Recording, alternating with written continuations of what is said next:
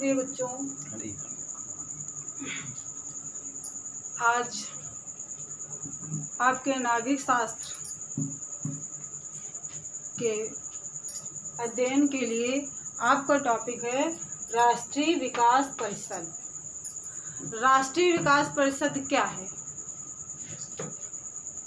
क्योंकि भारत हमारा एक संघात्मक प्रणाली युक्त है, इसलिए जो योजनाएं सरकार द्वारा लागू की जाती थी उनमें राज्य सरकारों का सहयोग अपेक्षित था। किसी भी योजना के क्रियान्वयन के लिए केंद्र सरकार और राज्य सरकार के मध्य सहयोग स्थापित करने के लिए, जिससे वे योजनाओं को सुनिश्चित और सुचारू रूप से चला सकें, तो इनके सहयोग के लिए राष्ट्रीय विकास परिषद योजना लाई गई, इसका गठन किया गया। राष्ट्रीय विकास परिषद को हम नेशनल डेवलपमेंट काउंसिल भी कहते हैं। इसकी स्थापना जब पंचवर्षीय योजनाएं लागू हुई, प्रथम पंचवर्षीय योजना लागू हुई, तो प्रथम पंचवर्षीय योजना हेतु एनडीसी की स्थापना सन 1952 में स्थापित की गई और इसको स्थापित करने में सहयोग किसका लिया गया? केंद्रीय मंत्रिपरिषद। जो केंद्रीय मंत्रिपरिषद बनाई गई थी उसी के सहयोग से इसकी स्थापना हुई। गठन, इसमें कौन किस पद पर होता है? भारत का प्रधानमंत्री पदेन अध्यक्ष होता है।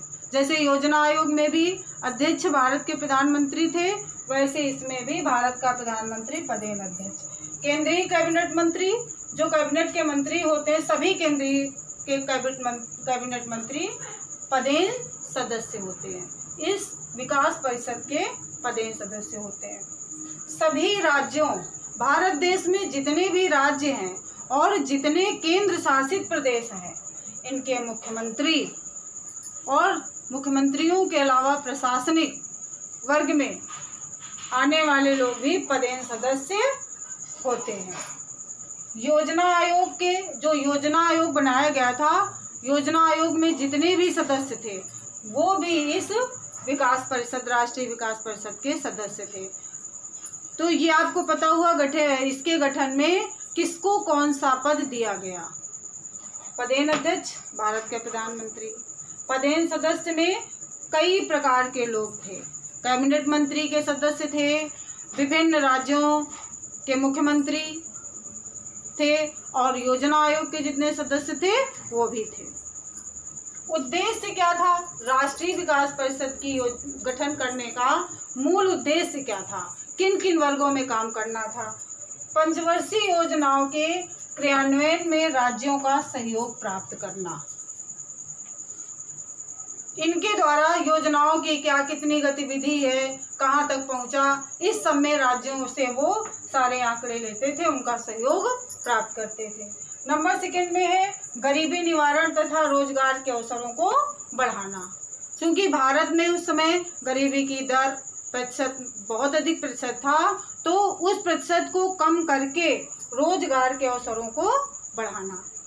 नंबर 3, योजनाओं के लिए संसाधनों को बढ़ाना। योजनाएं तो लागू हो गई, अब उनके लिए जो संसाधन आवश्यक होते हैं वे कहाँ से आएंगे? इसकी संपूर्ण चिंता राष्ट्रीय विकास परिषद के सदस्यों द्वारा, अध्यक्ष द्वारा की जाती थी। चौथा नंबर है आपका भारत के सभी क्षेत्रों का तीव्र व संतुलित विकास सुनिश्चित करना। पंचवर्षीय योजना पूरे देश में लागू हुई थी, तो विकास परिषद के द्वारा, या हम शॉर्ट में कह सकते हैं, शॉर्ट में एनडीसी के द्वारा भारत के जितने भी क्षेत्र थे, जहाँ जहाँ योजना लागू हुई संपूर्ण भारत में, तो योजनाओं की जो गति है वो तीव्र हो, अधिक तीव्र गति से वो लागू हो और उनका संतुलित विकास भी हो। ऐसा ना हो कि योजना तो लगा दी गई और उसका रिजल्ट जीरो। तो इसके लिए विकास को भी सुनिश्चित करना हमारी एनडीसी का उद्देश्य था। इसके बाद में आगे हम आपको बताएंगे पंचवर्षीय योजना के बारे में। बेटा, राष्ट्रीय विकास परिषद के उद्देश्य के बाद में अब हम चर्चा करेंगे पंचवर्षीय योजना की। पंचवर्षीय योजना क्या है? भारत में चूंकि योजनाओं की अवधि 5 वर्ष रखी गई थी, इसीलिए इसे पंचवर्षीय योजना कहते हैं।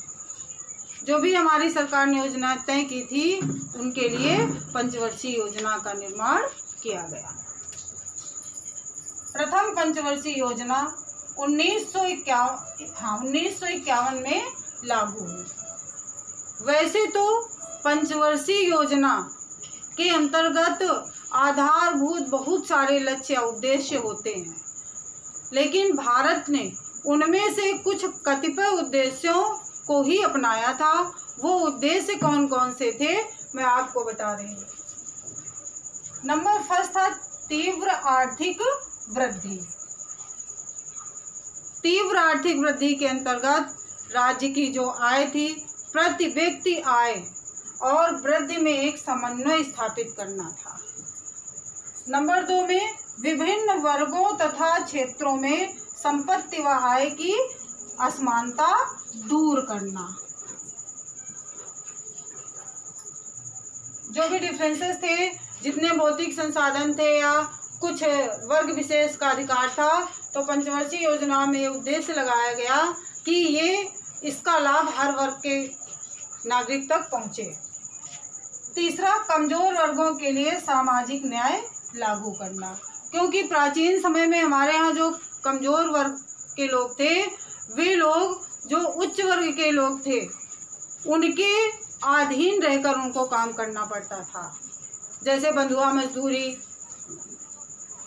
खेतों में काम करते थे, पूरा प्रतिफल नहीं मिलता था, सारा अनाज उनका लगान, सिंचाई इसी सब में चला जाता था और वो हमेशा ऋण में ही बने रहते थे। तो इसके लिए कई प्रथाओं को समाप्त कर दिया गया, जैसे जमींदारी प्रथा खत्म कर दी गई। छोटे छोटे राज्यों, छोटे छोटे जो गांव थे जिनमें राजा या सामंती प्रथा थी, उनको खत्म करके एक राज्य, जिला और गांव, इनका निर्माण किया गया। अब हम आपको बता रहे हैं पंचवर्षीय योजना। इसके माध्यम से देखिए, पंचवर्षीय योजना जो है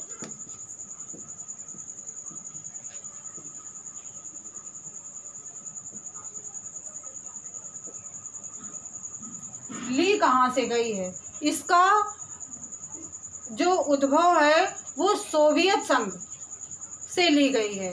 पंचवर्षीय योजना का प्रारूप सोवियत संघ से लिया गया है।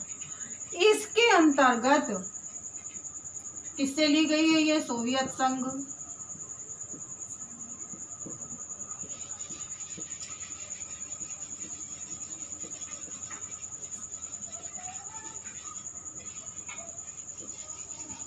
इसके अंतर्गत सरकार एक दस्तावेज तैयार करती है।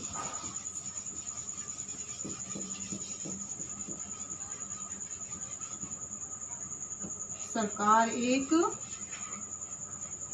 दस्तावेज या प्रपत्र भी कह सकते हैं हम,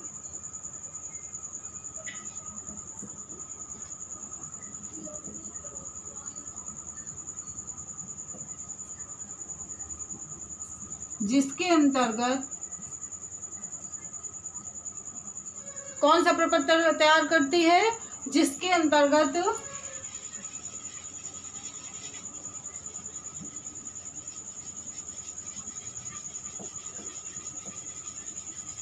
अगले 5 वर्ष, अगले जो 5 वर्ष की योजना थी, उस योजना को बनाना था, जिसमें अगले 5 वर्ष की योजना बनाना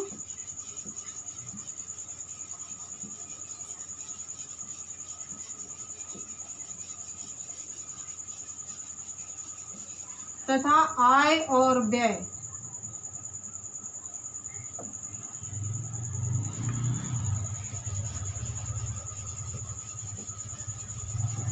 का संतुलन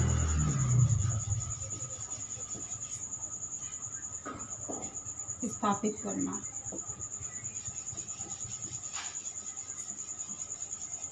इसमें भाग कौन कौन लेता था? केंद्र प्लस राज्य सरकार, दोनों।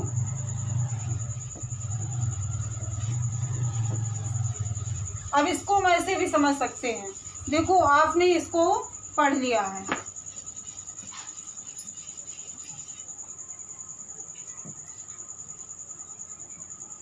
इसके अंतर्गत जैसे ये है बजट, इसके आगे का हम बता रहे हैं आपको। ये है बजट। बजट के दो भाग कर लिया। ये हो गई केंद्र सरकार और ये कौन सी सरकार हो गई? राज्य सरकार।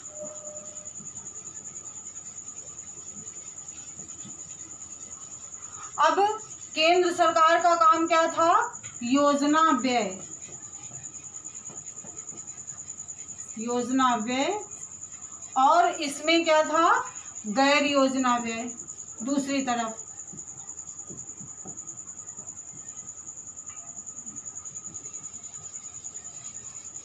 जब योजना व्यय होता था तो इसका क्या रहता था?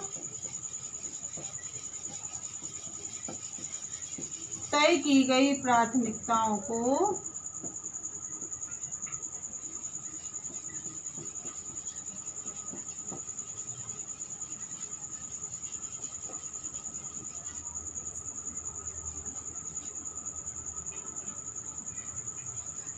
प्राथमिकताओं के आधार पर खर्च किया जाता था।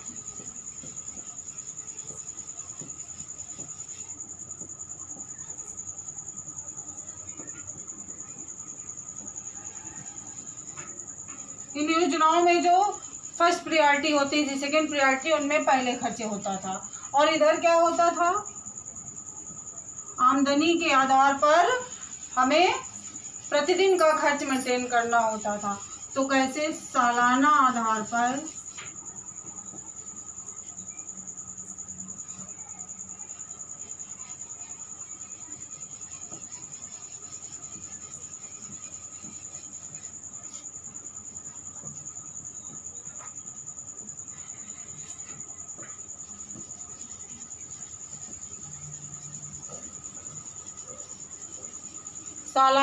पर प्रतिदिन का व्यय स्थापित करना। तो ये पंचवर्षीय योजना कहाँ से ली गई, क्या क्या है इसमें, सरकारों का क्या भाग है, बजट, बजट की क्या रूप है, ये मैंने बताया। अब कल हम आपको जितनी भी हमारे देश में 2015 तक हमारे देश में 12 पंचवर्षीय योजनाएं चली। उसके बाद में 2015 में योजना आयोग को और राष्ट्रीय विकास परिषद को समाप्त कर दिया गया। इसके साथ ही पंचवर्षीय योजनाओं का भी प्रारूप समाप्त हो गया। इसके स्थान पर क्या लागू हुआ? नीति आयोग। अब वर्तमान में हमारे देश में नीति आयोग के अंतर्गत योजनाओं का निर्धारण और क्रियान्वयन हो रहा है। थैंक यू बेटा। अब होमवर्क है आपका राष्ट्रीय विकास परिषद की स्थापना, उसके गठन तथा उद्देश्य लिखिए। Thank you class.